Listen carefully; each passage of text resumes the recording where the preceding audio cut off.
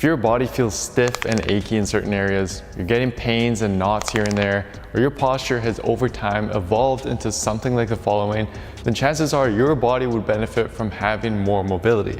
In fact, most people are lacking sufficient mobility in key areas due to a lack of movement combined with the funky positions that we put our bodies in throughout the day. This can then affect not only our posture, but also our risk of injury, our ability to perform certain exercises, and just our quality of life. This is why dedicating more time to improving your mobility can be so beneficial. And this doesn't require a lot of time at all if you focus only on the areas that actually need work, rather than wasting your time and effort on performing mobility exercises in areas where you actually don't need an increase in mobility. In fact, in some instances, this can even do more harm than good. Now, as for where these problem areas are, physical therapist Gray Cook and strength coach Mike Boyle shaped a concept that's called the joint-by-joint approach, based on their years of experience and research.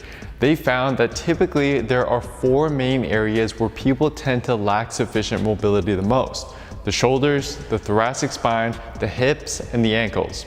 Therefore, what we're going to do in this video is we're going to focus our mobilizations on these specific areas. And within each specific area, we'll also first determine if you truly could benefit from more mobility in that area or not, so that by the end of the video, you'll have a personalized mobility plan based on the areas where your body could use the most work. The first area we're going to cover is the shoulder joint.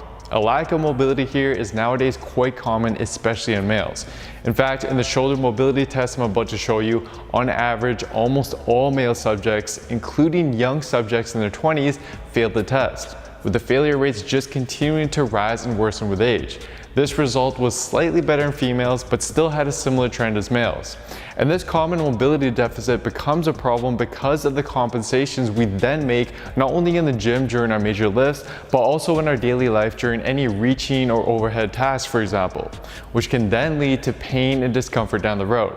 So, to test for this mobility deficit, we're going to use what's called the Apley Scratch Test. To perform it, simply reach one arm up and over your shoulder and your other arm up your back as far as possible.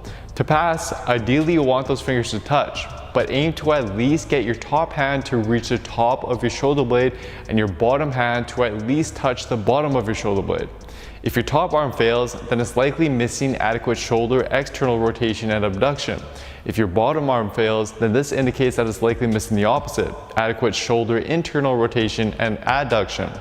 So do the test on both sides and see how you do, and note down which arm has the worst mobility on each side. We'll want to then use these results to determine which specific shoulders and positions need the most work with our mobility drill in order to correct the imbalances. And the mobility drill we're going to use is quite simple. Just grab a shirt or towel and hold it in each hand using the test position with both hands behind your back.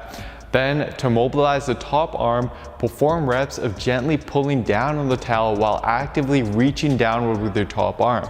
Whereas to mobilize the bottom arm, perform reps of pulling the towel up while actively reaching up with your bottom arm each rep. Do so gently and avoid letting your shoulder round forward as you do so. You'll want to only do the respective arms that failed and spend more time on whichever needs more work. Next, we'll move on to the mid and upper back, or in other words, the thoracic spine.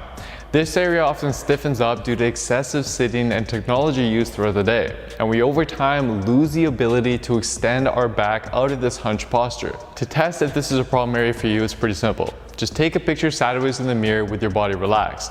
As hard as this picture may be to look at, analyze it, and if your mid to upper back seems to round, then that's a good sign that it could use some mobility work. To do so, we're going to first mobilize the area with thoracic extensions. Here, just place your elbows on a bench or couch with your hands together, sit your hips back into your heels as you drop your chest towards the floor, hold this for a few seconds, and then repeat this motion for more reps, trying to go deeper every rep. You should feel this in the mid and upper back region.